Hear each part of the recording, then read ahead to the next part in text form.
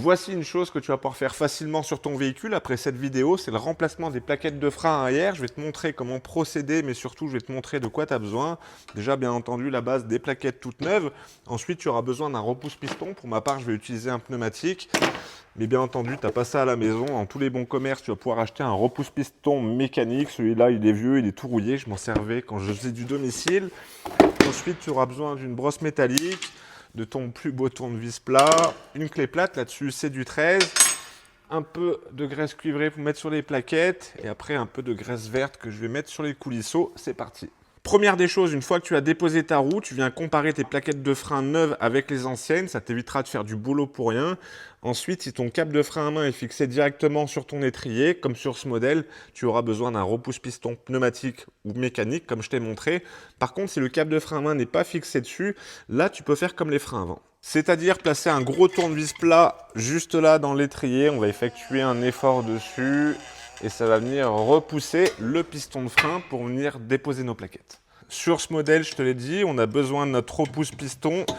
Je vais venir desserrer les deux vis de notre étrier.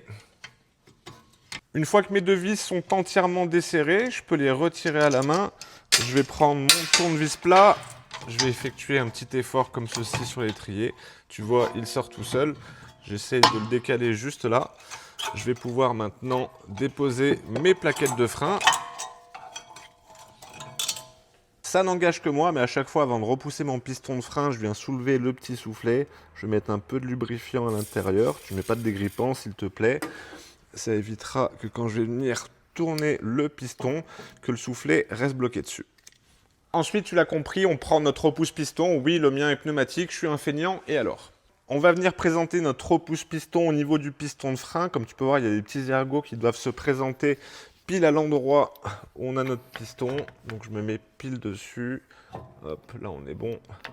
Je le mets en place et maintenant, j'ai plus qu'à visser. Quand tu vas rentrer le piston de frein, automatiquement, tu vas créer un effort sur ton étrier. Tu essayes de le maintenir tout en vissant. C'est pas hyper confortable, mais regarde, ça le fait. Notre piston de frein est correctement rentré. Je peux retirer mon appareil et je vais venir reposer mon étrier. Maintenant, un petit coup de brosse métallique sur les portées des plaquettes de frein. Si les petites languettes sont fournies dans la boîte, tu les remplaces. C'est pas tout le temps le cas. Moi, pour ma part, elles n'étaient pas avec. On va les nettoyer. Ça fera le taf. Maintenant, je vais prendre ma plaquette de frein intérieure. Je vais mettre un peu de graisse cuivrée sur les portées de celle-ci. Bien entendu, tu n'en mets jamais là. Maintenant, je peux la remettre en place. Bien entendu, je vais faire pareil avec la plaquette extérieure. Un peu de graisse cuivrée. Et on la remet en place. Je vais venir retirer les coulisseaux. Tu as juste à tirer dessus. On va le nettoyer un petit peu. On va mettre de la graisse toute neuve. Soyons généreux, soyons fous. On le remet en place. Bien entendu, après, on va enlever l'excédent. On fait pareil avec le coulisseau juste en bas. On a remplacé nos plaquettes de frein, c'est tout nettoyé, c'est tout graissé. Maintenant, on peut repositionner notre étrier de frein. On a juste à repousser un tout petit peu les coulisseaux. Dans ta boîte, tu as automatiquement des vis neuves. Tu les remets en place et tu me serres tout ça. Voilà, les deux vis de notre étrier sont correctement serrées. On va pouvoir remettre en place la roue, on la serre correctement, mais surtout, on va faire quelque chose de très important. À mon avis, tu te souviens, on a repoussé les pistons de frein, donc les pistons des étriers. Si on part tout de suite comme ça, il va nous arriver des bricoles, on n'aura plus de frein.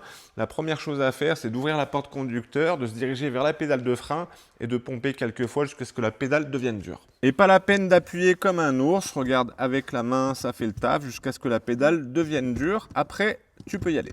Excuse-moi, j'oubliais, avant de partir, tu m'ouvres le capot, tu contrôles le niveau de liquide de frein. S'il y en manque, tu n'en rajoutes pas, c'est que tu as une fuite. Ou alors certainement les plaquettes de frein qui sont HS. Allez, bonne soirée, la bise, ciao.